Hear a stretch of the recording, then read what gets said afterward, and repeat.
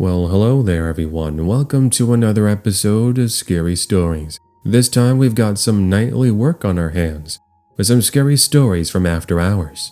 Make sure to put on those uniforms because we're in for quite some creepy encounters. Now, I just wanted to go ahead and mention a couple of things first. Number one was if you have a story that you'd like to share for a future episode, then make sure to send it in using my user submissions email, tcfnarrations@gmail.com. Number two, I want to say thank you to my good friend Brianna. She was the one who assisted me with filming background footage today. If you're looking for some help with stock footage, then she'd be glad to help you out. Make sure to email her using her email, briannagracejames@gmail.com, and give her a hello. But okay, enough of that. On to today's scary stories. Jewelry store burglar. Back from 2009 to 2011, I worked as a security guard for a small family-owned jewelry store, owned by a really nice couple I'm still friends with today. I was tasked simply with keeping the store guarded and helping out anytime the owners needed assistance. Though that was rarely needed as the other employees took care of customers and whatnot. There was one evening I wanted to discuss with all of you that really showed me how truly evil some people can be out there. I do remember it being during the winter, as it had been snowing and I was wearing this heavy-duty coat with snow pants and snow boots. I had been in my office, located in a little portable trailer out back behind the jewelry store, drinking some coffee and listening to the radio while watching the security cameras. There were 5 cameras in total, 2 at the front, 1 on each side of the building, then 1 in the back, where my trailer is visible just at the very far end. All of a sudden, I started to notice this strange activity. There appeared to be an individual dressed in a hoodie, pacing back and forth and trying to open the front door. Now, as the store is located on a semi-busy street, it's pretty common to see people on tape, but they usually just walk by, and if they do look into the windows, they'll leave, seeing as the store is closed. Bear in mind, it's about 1 a.m. and it's easily 20-something degrees. No sane individual would be caught out here unless they were crazy. Either way, I kept an eye on them for a minute or two, but they eventually leave and I start to relax, thinking they could have possibly have been some person from the local tavern. Fast forward to about 2 a.m., 1 hour later, and I got up to stretch and decided to do a quick patrol. I grabbed my flashlight and my cup of coffee, and I step into the snow, instantly being blasted by what seems like Antarctic air. Not even a few steps later, I began to hear meowing. I looked at the corner of my trailer and I could see one of my friends, a neighborhood stray cat, who often visited me anytime I was working. She looked like she was freezing, therefore I let her into the trailer so she could warm up, and in the meantime I would be back in a few moments. The small distraction of letting the cat in would be the beginning of my scary encounter. It had been a total of 5 minutes since the last time I looked at the security monitors, and as I approached the front of the building, I heard a loud crash that startled me out of my boots. I went from exhausted to high alert as I make my way over to the noise, imagining only the worst. My flashlight shines upon millions of shards of broken glass, and I spend a few seconds trying to determine the cause. However, it would be less than 10 seconds later that I shined my flashlight into the jewelry store, and I could see what I had feared ever since I began working here. What appears to be a burglar. Being a young 20-year-old, my adrenaline took over my common sense, and I rushed into the store yelling and demanding this person they had to leave. Well, this person turned around, and what I saw froze me even more than the cold night ever could. I see a gun. All I had for defense was some pepper spray and a baton. I would have stood no chance had the burglar reacted. The burglar tells me to hush and then instructs me to get close to him, otherwise he would have shot at me. I did the exact opposite. I run like a bat out of a cave, and instead of going back to my trailer, I booked it across the street to a Walmart, where I managed to get the attention of another security guard. We immediately called the police and told them there was an armed robber inside the jewelry store, and that they needed to send somebody quick. About 10 officers got there in no more than 3 minutes. but sadly by the time they arrived, the robber had gotten away. In total, he had made off with about $15,000 worth of jewelry. Quite the setback. But even though I cursed at myself for not being able to do more, neither the officers nor the store owners put any blame on me. In fact, they were more worried about my well-being and would have been even more concerned had something bad have happened to me. Now, if there was one good ending, it's that they ended up catching and arresting the robber a month later, thanks in part to the security camera footage and my description. Also, I ended up adopting that stray cat, and she continues to live with both myself and my girlfriend. Creepy things happen at antique shops. I'm an older fan of yours, who's been watching your videos since mid-2017, and through that time I haven't really had anything happen to me worth mentioning or sending your way.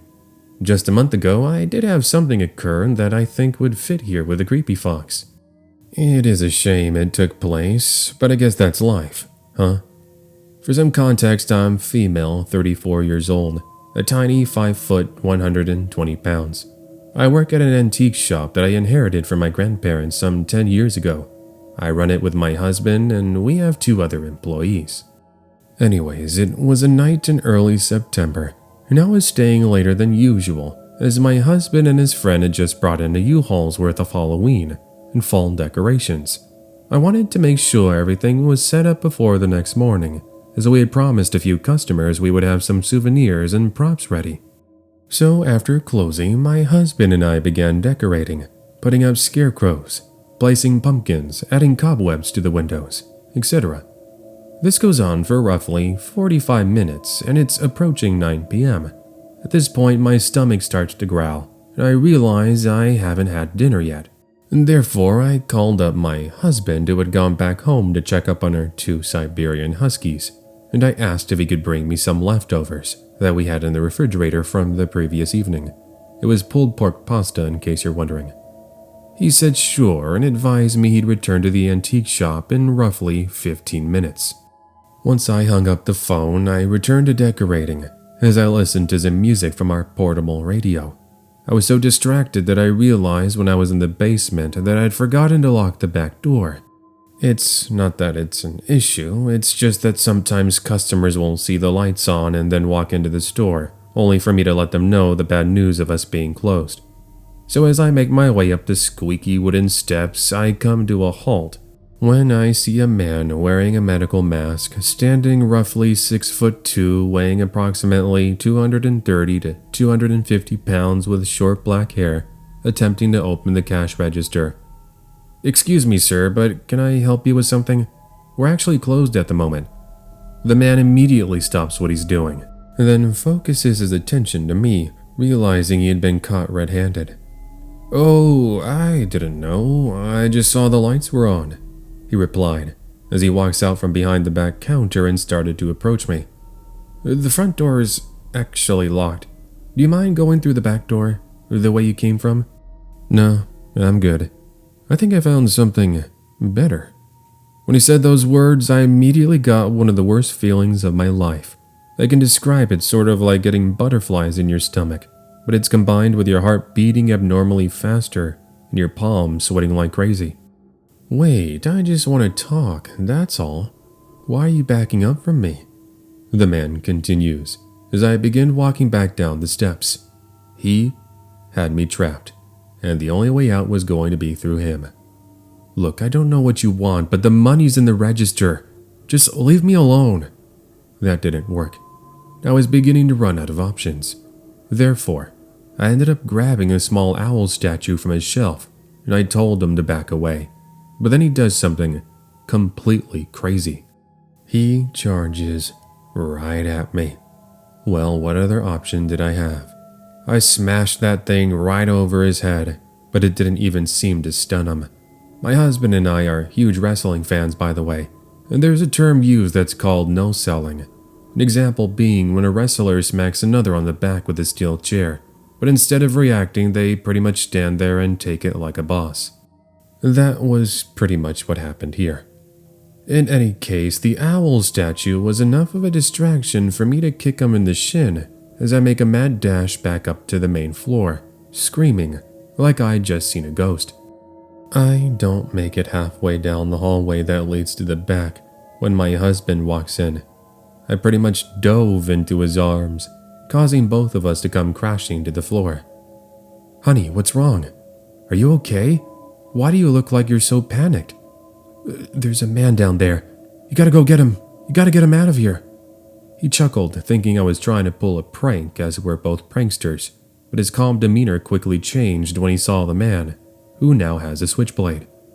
"Get into the car and grab the gun," my husband stated. Oh man, let me tell you, the reaction this creep had to that statement was so satisfying. The man immediately put the knife back into his pocket and began apologizing, saying he was only joking and that he was only pulling a prank. But my husband didn't even believe a single word, not that anybody was going to. Luckily, things ended peacefully, and my husband kicked the man out of the store, telling him that if he ever came back, things wouldn't end so quietly. Now, in case you might be wondering, there wasn't really much we could do for him to stay. He just left, but I made sure to take a picture of him, which I showed to the cops. Sadly, there wasn't much they could do since he was wearing a mask, and it was pretty impossible to identify him even with the security cameras. But as an update, I'm in the process of getting a license for concealed carry, just like my husband, and I'll even be attending training, which should hopefully deter any possible scary situations. My advice to you, make sure you're prepared. Check with your states and see what options are available to you when it comes to self-defense. After all, it's better to be safe than sorry. Graveyard shift at the grocery store.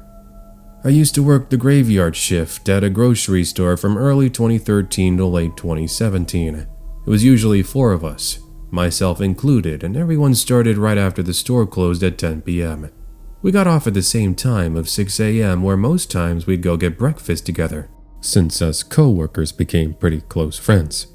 After our meals, we would then head to our separate homes to get some rest. I still miss those days, but I have since moved on to a different job. Anyways, the beauty about the job was that we didn't have to deal with customers, something I had an issue with when I first started working there as a cashier clerk. Well, one night, myself and my co-workers would have ourselves quite an interesting encounter that proved to me it doesn't matter if you got the graveyard shift, you can have something scary happen. There we were in the middle of the night, placing cans of food on the shelves and telling jokes amongst each other, and all in all, having a blast making some easy money. At around 2 a.m., it's my lunch break, and I'm excited to finally get a break from standing up all my shift. I was having an issue with my knee, and I, being so insistent, ignored the pain. When I head into the break room, I'd realized I left my lunchbox in the back seat of my car. Annoying, but considering I love making food, I didn't want to let my pizza I'd baked that morning go to waste. Therefore, even though I would have to step into the cold, rainy night, I reluctantly put on my raincoat and a poncho and start heading to my vehicle. Now let me just quickly describe this parking lot for you. It's dark. Now I'm talking you can barely see in front of you.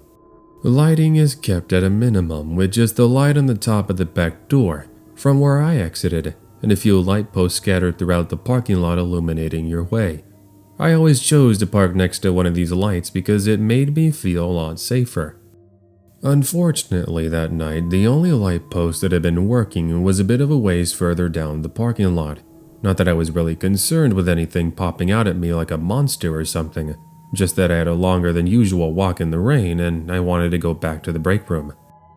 At any rate, I get into my vehicle, open the passenger side door, since I have a 2-door car, reach for my pizza, and then close the door to start making my way back. However, all of a sudden I notice a tall figure approaching me at a distance. It wasn't far enough that I couldn't make out any details, but close enough that I could see it was a person and not my own shadow. I got a bit nervous, considering it's late, I'm alone, and all my co-workers are inside the grocery store. Therefore, I start to pick up my pace, but that's when I hear the footsteps of the stranger begin to get faster. My heart starts to race, but I tell myself I must be imagining things. If somebody was truly in the parking lot, maybe they were going in a different direction. Maybe. I turned around for a brief moment, but of course there they are, except now things have changed. I can see they have hold of a box cutter. Now walking was no longer an option, so I start running, ignoring the pain from my knee which had been causing me pain earlier. I start screaming, and I realize that in order for me to enter the back room, I needed to input the correct code.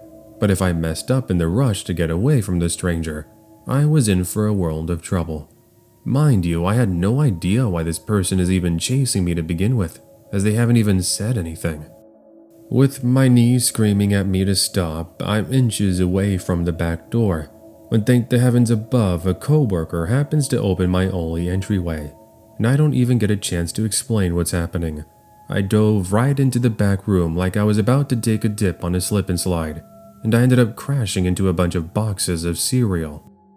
My coworker slams the door shut, the lock securing in place, and I start to settle, if only for a matter of moments. The person that was chasing me starts banging on the back door, and even takes a look into the little glass window. Here's when I'm able to get a better look at him. It's a man, judging by his facial details, maybe late 40s, early 50s, with a scruffy beard and some long hair running down his cheeks.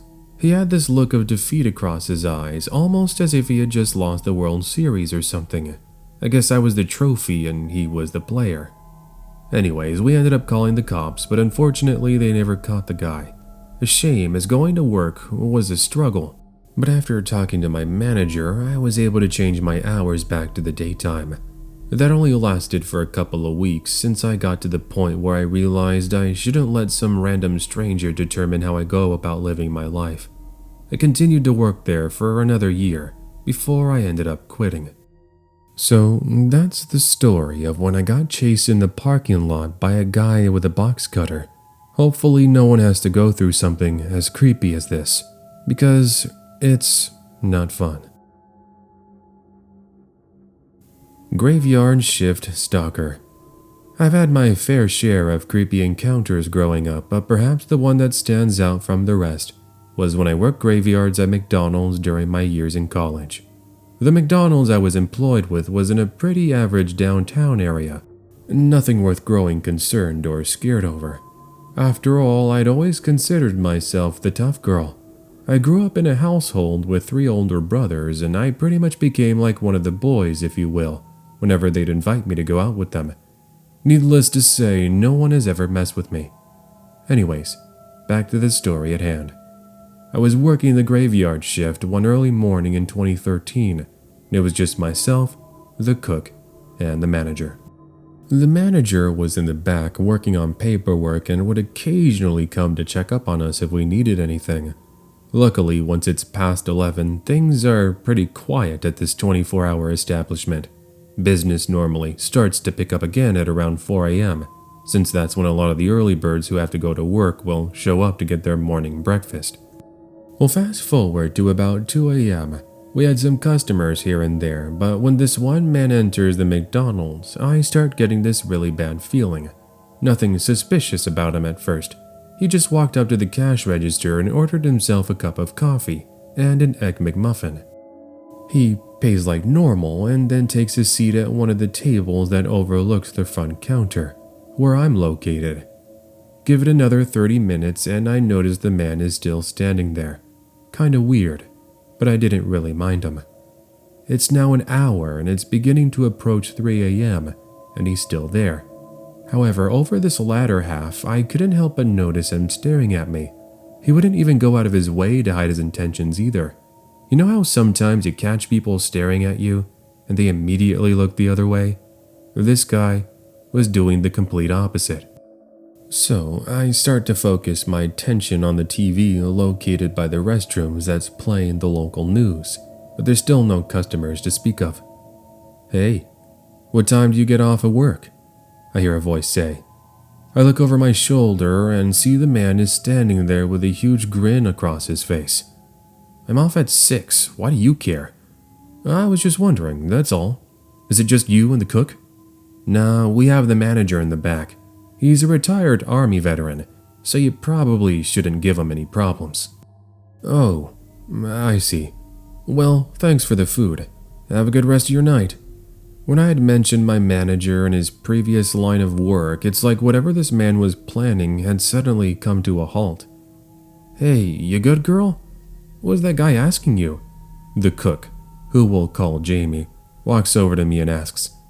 "Nah, he was just asking about if we had the McRib. Not really anything else." Remember, I mentioned at the beginning I'd grown up with 3 older brothers. Therefore, I was accustomed to handling situations such as these. I don't let myself become the target. Fast forward a few days later, and I'm returning from some time off. The guy, the one who ordered the coffee and the Egg McMuffin, ended up showing up again.